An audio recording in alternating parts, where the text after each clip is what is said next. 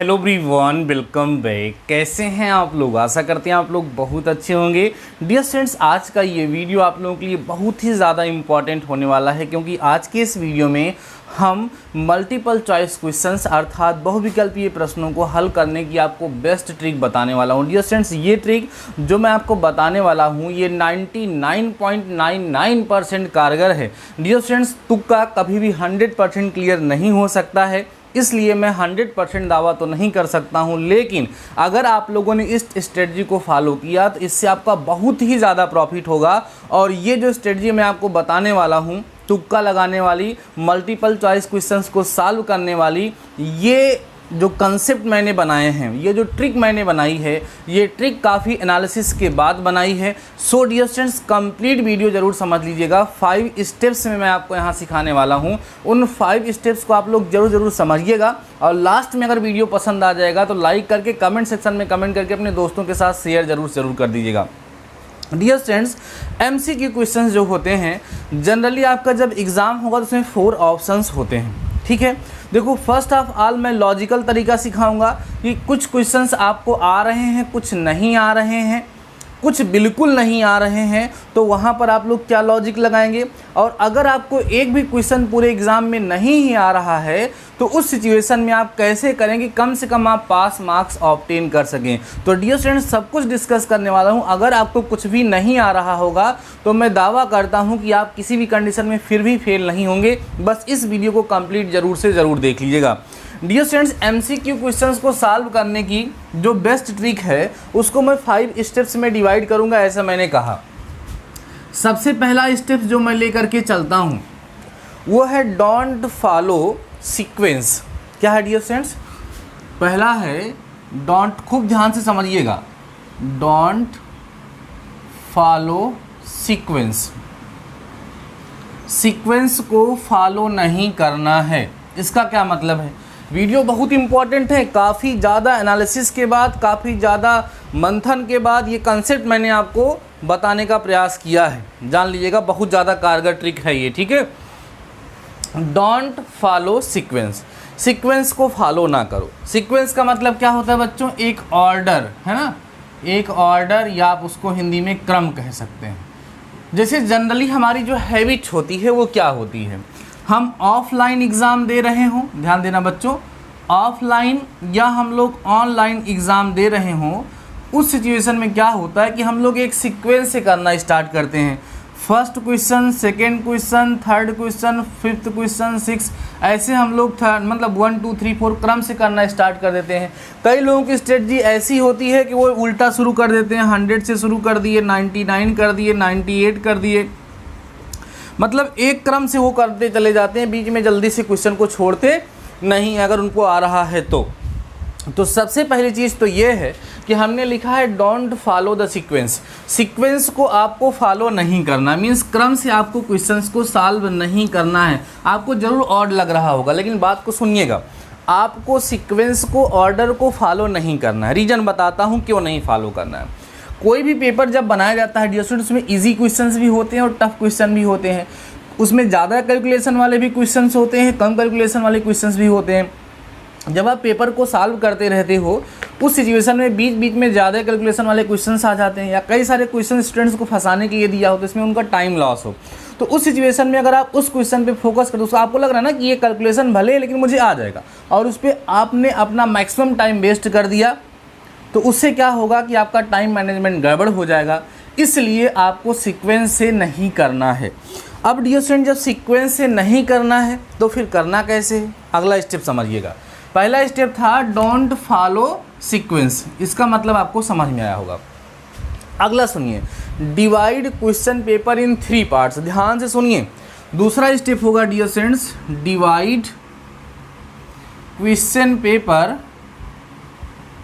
इन 3 parts. इन 3 parts आपका जो क्वेश्चन पेपर होगा उसको आपको 3 पार्ट में डिवाइड करके सॉल्व करना है।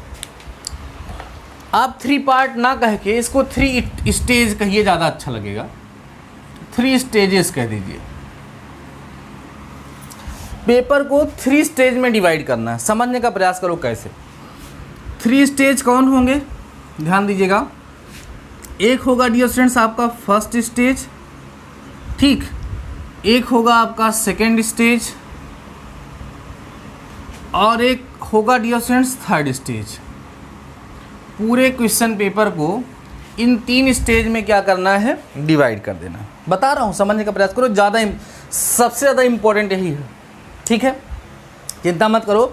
वो भी बताऊंगा कि अगर एक भी क्वेश्चन नहीं आ रहा है तो तुक्का कैसे लगाएंगे, 100% तुक्का कैसे लगाएंगे। अभी तो ये उन बच्चों के लिए बात हो रही है जो थोड़ा बहुत पढ़े हैं, ऐसा थोड़ी ना कोई कुछ भी नहीं पढ़ा, सभी बच्चे थोड़ा बहुत तो पढ़े ही पढ़े हैं, है ना। फर्स्ट स्टेज जो है डियर स्टूडेंट, जैसे सपोज करिए हम यूपी पॉलिटेक्निक इवेंट सेमेस्टर के एग्ज़ाम की बात कर रहे हैं यहाँ पर पार्टिकुलर, तो आपको पता है कि डियर स्टूडेंट्स आपका एग्ज़ाम 90 मिनट का होने वाला है। तो ये जो 3 स्टेज आपके बन रहे हैं, इन 3 स्टेज को अकॉर्डिंग टू टाइम डिवाइड कर दीजिए। जैसे इसको ले लीजिए 30 मिनट, इसको टाइम दे दीजिए पहले स्टेज को, इसको 40 मिनट दे दीजिए, ठीक है, और इसको डियर स्टूडेंट्स बचा हुआ 20 मिनट दे दीजिए, क्योंकि आपके पास टोटल 90 मिनट होगा। 30 और प्लस 40 70 हो गया, और 20 जो है वो 90 हो गया। टोटल कितने मिनट हो गए, 90 मिनट। बीच वाला जो सेकेंड स्टेज होगा वो सबसे ज़्यादा टाइम टेकिंग होगा, ध्यान रखिएगा। थर्ड स्टेज सबसे कम टाइम कंज्यूम करेगा, फर्स्ट स्टेप एवरेज में रहेगा। अब करना क्या है, जब आप फर्स्ट स्टेज में पेपर को सॉल्व करेंगे तो एक तरफ से उन क्वेश्चन को सॉल्व करते चले जाएंगे जो आपको इजीली आ रहे हैं। इजीली का मतलब जिनमें कम कैलकुलेशन है, आप फुल क्वांटिटी, जैसे मान लीजिए आप फर्स्ट क्वेश्चन देखिए बहुत आसान लगा, ठीक है, टिक कर दिए। दूसरा देखिए आ तो जाएगा मुझे, लेकिन कैलकुलेशन करने पर टाइम ज़्यादा लगेगा, स्किप कर जाओ, आगे बढ़ो। थर्ड क्वेश्चन सॉल्व करो, फोर्थ सॉल्व करो, फिर से पहुँचे, फिर लग रहा है अच्छा मैं इसको सॉल्व तो कर सकता हूँ, लेकिन इसको सॉल्व करने में मेरा टाइम ज़्यादा कंज्यूम होगा, कैलकुलेशन ज़्यादा है, स्किप कर जाओ, नेक्स्ट पे चले जाओ। बात समझ में आ रही है हमारी। तो इस तरीके से आप पहले 30 मिनट में फर्स्ट स्टेज में उन सारे क्वेश्चंस को सॉल्व कर लिए जो आपको 100% क्लियर हैं, साथ ही साथ वो ज़्यादा टाइम टेकिंग नहीं है, ज़्यादा टाइम कंज्यूम नहीं करेंगे, एक ही बार में आप उनको जल्द से जल्द लगा पाएंगे। तो इस 30 मिनट में ऐसे क्वेश्चन को सॉल्व कर डालिए। अब आइए आप सेकेंड स्टेज में, ठीक है, सेकेंड स्टेज में आइए। सेकेंड स्टेज में उन क्वेश्चंस को सॉल्व करिए जो फर्स्ट स्टेज में आप ये सोचते आए थे कि ये सारे क्वेश्चन मुझे आ तो जाएंगे लेकिन टाइम कंज्यूमिंग है। तो चूंकि ये टाइम कंज्यूमिंग है या टाइम टेक कर रहा है ज़्यादा, तो जब टाइम टेकिंग है इसीलिए इसको 40 मिनट माने ज़्यादा समय दिया गया है। तो इस सेकेंड स्टेज में आप कैसे क्वेश्चंस को सॉल्व करेंगे जिसमें कैलकुलेशन ज़्यादा होंगे, ठीक है। एक बार में ऐसे भी कह सकते हो या ऐसे कह सकते हो कि अब जितने भी क्वेश्चंस आपको आ रहे हैं या जितने क्वेश्चंस आपको आने की संभावना है कैलकुलेशन करने पर, एनी हाउ हम कर सकते हैं, लेकिन 40 मिनट से ज़्यादा टाइम उसको नहीं देंगे, इसको 30 मिनट से ज़्यादा नहीं देंगे, इसको 40 मिनट से ज़्यादा नहीं देंगे। लास्ट में 20 मिनट ज़रूर बचा के रखेंगे, किसके लिए, तुक्का लगाने के लिए। अब लास्ट में जो 20 मिनट बचेगा, चूँकि आपके एग्ज़ाम में माइनस मार्किंग नहीं होगी, ध्यान दो, आपके एग्ज़ाम में नो माइनस मार्किंग, ठीक है, माइनस मार्किंग जो है वो डियर स्टूडेंट्स नहीं है। तो माइनस मार्किंग नहीं है तो पक्का हमें जो है क्या करना चाहिए, रिस्क लेना चाहिए। रिस्क है ही नहीं, लेंगे क्या।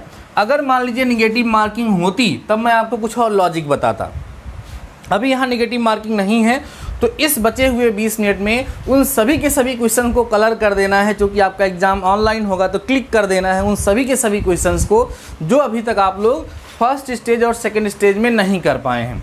अच्छा चलिए ठीक है सर, ये तो हम फॉलो करेंगे तो जाहिर सी बात है कि हमारे लिए बेस्ट होगा, लेकिन मेन फंडा ये है कि ये थर्ड स्टेज में जो हमें तुक्का लगाना है, ठीक है, ये तुक्का हम लोग कैसे लगाएं, यहाँ पर कौन सा लॉजिक हम लोग यूज़ करें। तो इसके लिए हम आपको बताएंगे कुछ टेक्निक्स जिनका यूज़ करते हुए आपके तुक्का लगने के चांस ज़्यादा हो जाते हैं।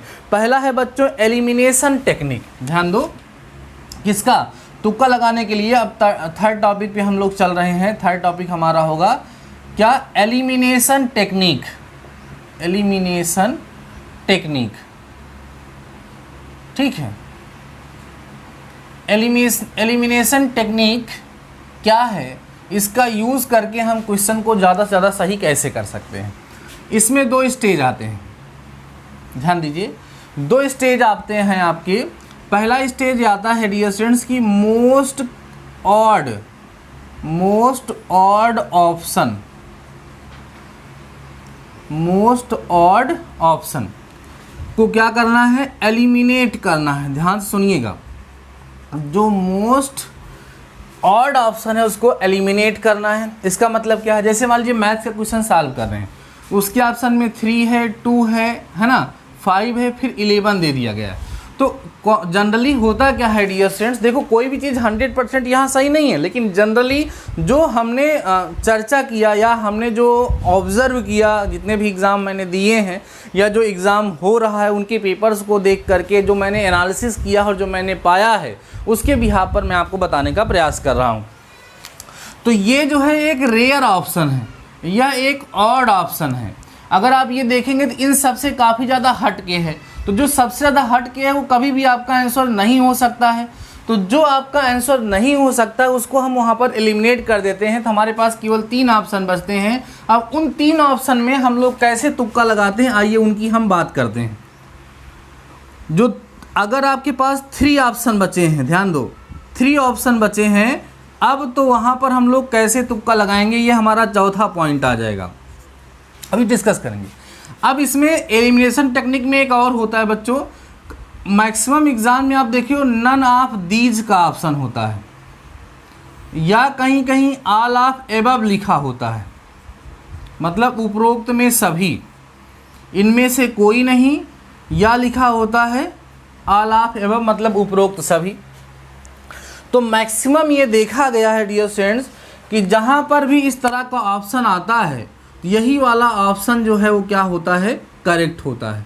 तो इस चीज़ को आप लोग ध्यान रखिएगा कि अगर किसी भी क्वेश्चन में नन ऑफ दीज या ऑल ऑफ एबव आ रहा होगा, ये कब की कंडीशन है, जब आपको क्वेश्चन नहीं आ रहा है। तो अगर आपको क्वेश्चन आ रहा है तो देन बेस्ट तो यही होगा, 100% कंफर्म यही होगा कि आप क्वेश्चन को सॉल्व कर लें। ये सारी बातें कब की हो रही हैं, ये सब फर्स्ट स्टेज और सेकंड स्टेज, ये तब की बातें हुई जब आपको क्वेश्चंस आ रहे थे।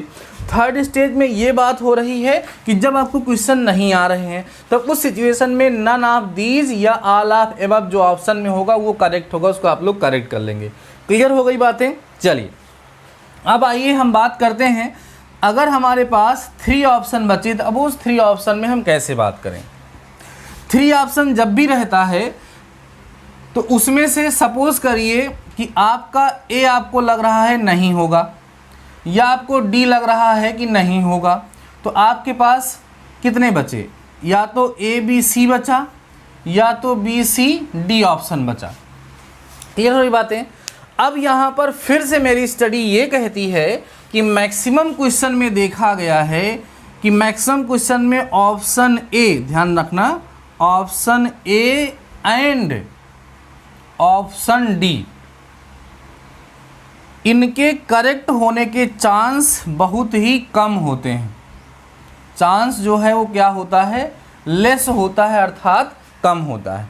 ऑप्शन ए, देखो एग्जामिनर जो है ना, जब वो पेपर बनाता है तो चाहता है कि पहले में ही उसका आंसर ना आ जाए, तो इसलिए मैक्सिमम ये होता है कि ऑप्शन ए नहीं करेक्ट होता और डी में भी करेक्ट कम होता है। तो सर कौन सा करेक्ट होता है, ऑप्शन बी और ऑप्शन डी, ध्यान रखिएगा, ऑप्शन बी और option D, option B sorry D नहीं सी, ऑप्शन बी या ऑप्शन सी मैक्सिमम क्वेश्चंस में करेक्ट होता है।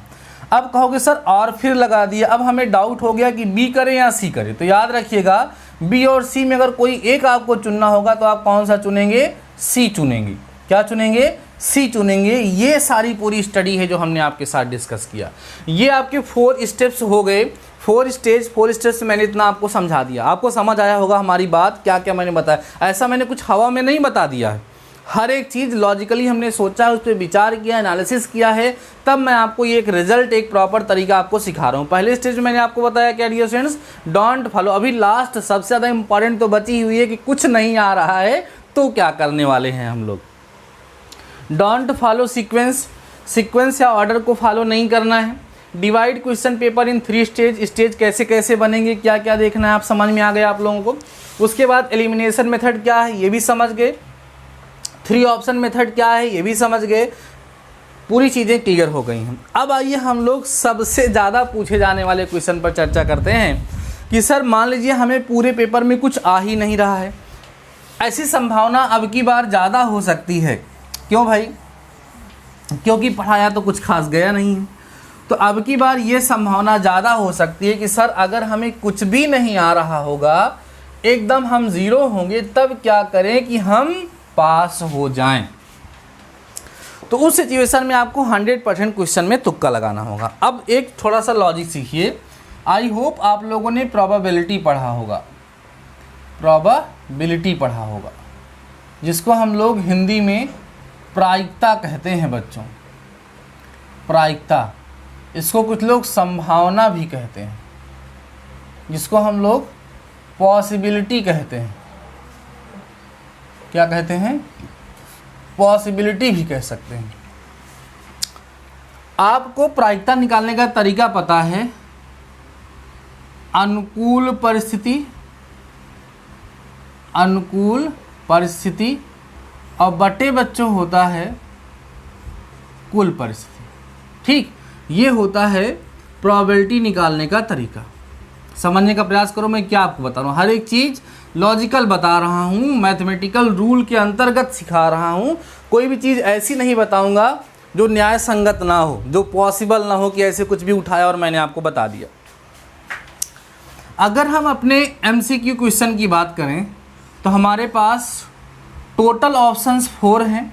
उन 4 ऑप्शंस में से केवल एक ऑप्शन करेक्ट है। तो अगर हम यहाँ पर डियर स्टूडेंट्स इसकी पॉसिबिलिटी निकालते हैं, पॉसिबिलिटी कह दीजिए या प्रोबेबिलिटी निकाल दीजिए, तो क्या हो जाएगी 1/4।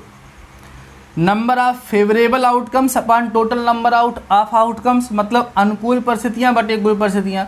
तो 1/4 का मतलब 25% चांस। तो प्रोबेबिलिटी ये कहती है कि अगर आप ऑप्शनल क्वेश्चन में तुक्का लगाते हैं तो आपके क्वेश्चन को करेक्ट होने का केवल 25% चांस होता है। लेकिन आप ये सोचो कि अगर हम UPBTE की बात करें, UPBTE की बात करें तो उसके अकॉर्डिंग 17% चांस, मतलब 17% मार्क्स चाहिए आपको। किसके लिए? पास मार्क। ये क्या है बच्चों? पास मार्क है ना। पास मार्क आपका कंप्लीट हो जाएगा अगर आप 17% भी पा गए। और तुक्का लगाने से आप कितना परसेंट पा जा रहे हैं? 25% पा जा रहे हैं। तो क्या फेल हुए? क्या नहीं, पास हो गए। अब सर तुक्का कैसे लगाएं कि हमारा 25% क्वेश्चन करेक्ट हो जाए? तुक्का लगाते समय ये ध्यान देना होता है, एक ही ऑप्शन में तुक्का लगाना होता है। मीन्स या तो सारे क्वेश्चन में A लगाओ, या तो सारे क्वेश्चन में B लगाओ, या तो सारे क्वेश्चंस में C लगाओ, या तो सारे क्वेश्चंस में D ऑप्शन टिक कर दो। अभी अभी हमने आपके साथ डिस्कस किया कि ऑप्शन B और D करेक्ट होने के चांस, सॉरी B और C करेक्ट होने के चांस ज़्यादा होते हैं। तो आप क्या करिएगा, जो क्वेश्चन आपको बिल्कुल नहीं आ रहा होगा ना, तो आप उसमें एलिमिनेशन लगा पा रहे हो। मतलब कभी कभी ऐसा होता है ना कि पता, अच्छा ये तो नहीं हो सकता है, तो 4 ऑप्शन में से एक ऑप्शन ऑलरेडी हट गया। जब एक ऑप्शन ऑलरेडी मान लो B वाला हट गया तो कंफर्म जान लेना वहाँ पर C वाला करेक्ट होगा। तो अगर आप एलिमिनेट कर पा रहे होगे तो आपके क्वेश्चन के करेक्ट होने के चांस और ज़्यादा हो जाएंगे। लेकिन मान लीजिए वहाँ पर आपको बिल्कुल समझ में ही नहीं आ रहा है क्वेश्चन कहाँ से आया है, कैसा है, कैसे सॉल्व हो गया, देन आप क्या करोगे? B या C में से कोई एक ऑप्शन क्या करोगे? चूज करोगे। मैं आपको प्रिफर करूंगा कि जितने भी क्वेश्चन आपको नहीं आ रहे होंगे, जितने भी क्वेश्चंस के बारे में आप कुछ भी नहीं कह पा रहे होंगे कि इसमें B ऑप्शन सही होगा कि कौन सा ऑप्शन सही होगा, बिल्कुल नहीं कह पा रहे होंगे, उन सभी के सभी क्वेश्चंस में डियर स्टूडेंट्स आप लोग ऑप्शन C करके आइएगा। ऑप्शन C सब में लगा दीजिएगा, ठीक है, और आपके करेक्ट होने के चांस बहुत ही ज़्यादा हो जाएंगे। तो इस चीज़ को आप लोग ध्यान रखिए। अगर क्वेश्चन बिल्कुल नहीं आ रहा होगा तो किस तरीके से आप लोग लॉजिक यूज़ करेंगे और क्वेश्चन को सॉल्व करेंगे। अगर बिल्कुल क्वेश्चन नहीं आ रहा है तो हर एक क्वेश्चन में ऑप्शन C को ही लगा करके आइएगा। 25% क्वेश्चन आपको ज़रूर सॉल्व हो जाएंगे। 25% मार्क्स आप ज़रूर ऑब्टेन करेंगे, जो कि 17% से ग्रेटर है, ज़्यादा है। तो कम से कम आपका किसी सब्जेक्ट में बैक नहीं लगेगा।